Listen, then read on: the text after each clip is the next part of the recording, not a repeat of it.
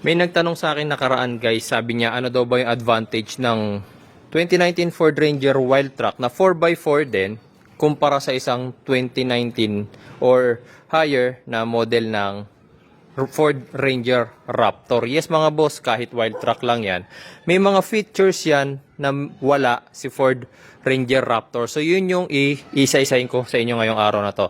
So unahin na natin dito sa labas. Okay, kung nakikita nyo to, yung mga yan sensors, parking sensors natin yan. So kapag meron tayong masasaging obstacle, pagka umaabante tayo or umaatras, tumutunog yan dun sa loob. Nag-show din yan ng indicate na malapit nyo ng masagi yung obstacle na yon or object. Kaya meron yan. Si Raptor ang alam ko wala yan. Tapos ito, pagdating dito, may makikita kayong module. Ayan, sensor yan para sa ating pre-collision assist. Okay, so ipapaliwanag ko sa inyo pre-collision assist dito sa loob. Yung pre-collision assist mga boss, halimbawa dadaan kayo sa crossing, tapos hindi nyo nakita kasi nga crossing, di ba? Pero since ang sensor dumidepende sa mga obstacle and objects na nasa paligid niya, kung bigla kayo magko-crossing, magkukos kayo ng collision, di ba? So ang gagawin ni Ford Ranger Wild Track, pepreno siya ng kusa, tapos mag-a-alarm dyan. Okay, ito makikita nyo yan, may pre-collision assist yan. Ayan, pre-collision, makikita nyo meron niyang active braking. Yes, pepreno siya mag-isa niya. Kahit hindi nyo siya ipreno, pepreno siya. Pero syempre, maging alerto kayo. Kaya nga ginagawa ni Ford Ranger, mag-ano rin yan mag-a-alarm. Okay, so kailangan nyo rin pumreno. Kasi siya, ang pagpreno niya, babagalan niya lang. Pero syempre, mamaya yung makakasalubong nyo o makakabanggaan ninyo masyado nang malapit, hindi nasasapat, kayo yung kailangang mag-pull stop. Okay? Next thing, since pinakita ko na rin sa inyo yung pre-collision assist, yung module na nasa harap is may kinalaman din with regards sa cruise control. So kung makikita niyo to, iba ang cruise control buttons dito kumpara kay Raptor. Bakit? Kasi meron tayong tinatawag na adaptive cruise control. Ito naman papakita ko sa inyo. Cruise control. Ayan, makikita ninyo, nakalagay dyan, normal. Pag normal, halimbawa, nasa expressway kayo, sinet ninyo ng 60 km per hour ang inyong max speed. So, ang sasakyan natin, tatakbo ng 60 km per hour, hindi na siya bababa doon, hindi na siya tataas doon. So, kahit meron na siyang masasalpok na sasakyan sa harap, 60 pa rin ang takbo niya, sasalpukin niya yon unless magpepreno kayo. Ang adaptive cruise control naman is iba. Kapag halimbawa tumatakbo kayo sa expressway, tapos sinet nyo ang speed ninyo ng 100 km per hour, tapos yung sasakyan sa harap nyo medyo mabagal, ang takbo niya is 60 lang, hindi niya sasalpukin yon kahit nakaset ka pa ng 100 kasi naka-adaptive ka. Kung 60 siya, magme-maintain siya ng distance ngayon. Okay, so almost 60 rin siguro ang itatakbo mo para ma-maintain yung distance na yon. Hindi mo na kailangan mag-accelerate or pumreno.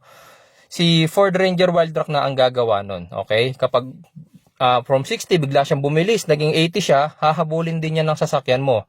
Pag pumreno siya at bumagal na naman siya, naging 40 na lang speed niya, kusa ring magpepreno si Ford Ranger Wild Track.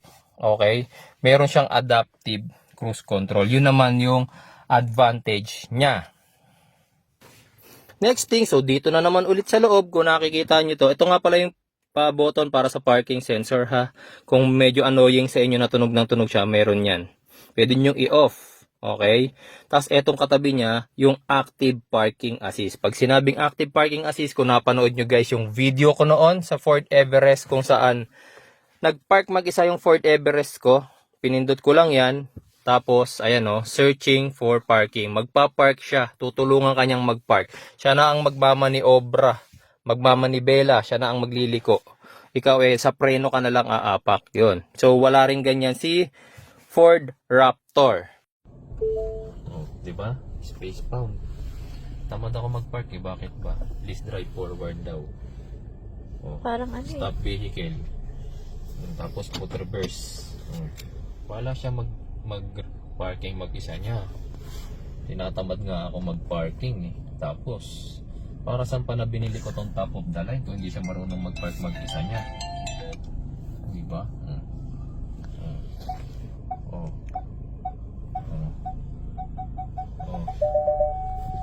daw. Mabangga mo yung BIOS. Parang ako kinakabahan na. Eh, tingnan mo kung mababangga niya yung BIOS. Oh, reverse daw. Pag ito nakabangga talaga tong Everest na to, ibebenta kita. Bakit parang Nagpa-park ka mag-isa tapos hindi mo kakayanin. Ipapahiya mo ako sa mga viewers ko. Oh, forward daw, forward. Oh. Ayan, mag-drive ka mag-isa, hindi yung tinatamad ka, anak ng toko. Bakit parang ako yung kinakabahan? Para saan ka, paano naging top of the line ka? Oh. Oh, finish. Oh, labas na tayo, tignan natin kung maganda. Ako sisilip.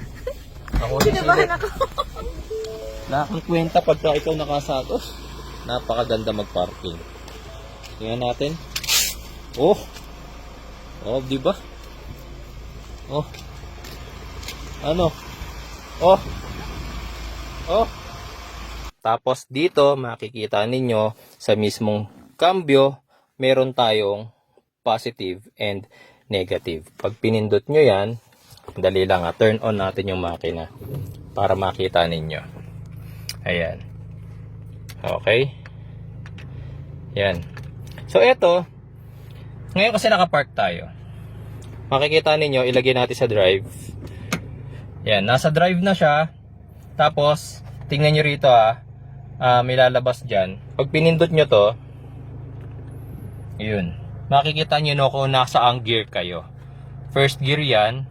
Yeah, so syempre hindi ko may pakita sa inyo or ma-demonstrate sa inyo na nag-ship siya. Pag umaandar kayo, makikita nyo kung anong gear na siya. Si Raptor is wala niyan. Okay? Tapos sa shifter din, syempre merong tanggalin ko to para makita ninyo. Ayan.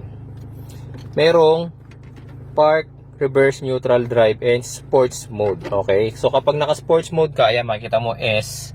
So ito, ang advantage nito, si Raptor kasi dito mo pa ikakambyo. Dito or sa paddle shifter. Pero dito, si Ranger, may pindutan dito, kaya makikita ninyo. Yan, nagdagdag ako. Segunda siya, primera, segunda. Okay, hindi lang ako makapag-tercera guys, kasi syempre naka full stop tayo. Ayan. So makikita mo dito kung anong gear ka na. Primera yan. Ayan. Bawas, dagdag. Bawas, dagdag. Okay, so yung mga features na yon, yun yung sinasabi ko sa inyo na advantage din ni Ford Ranger Wildtrak. Marami siyang safety feature like yun nga, yung pre-collision, tsaka yung adaptive cruise control. Ayan, cruise control. Not sure lang kung may lane keeping assist si Raptor hindi ko sure. Yung lane keeping assist yung kapag lumalabas ka na sa linya mo, magpupula yan. Mag-orange muna, tapos magpupula. Tapos medyo yung manibela mo tumutulong para makabalik ka sa tamang linya. Okay? Hindi ko pa masyado na-explore si Raptor kasi hindi pa naman ako nagkaroon nun. Pero yung mga nabanggit ko na features dito, yon, meron si Ranger Wildtrak na wala si Raptor. Kapag meron pa, i-comment ko na lang sa baba. At as of now, yun pa lang yung may sasabi ko sa inyo. Salamat po.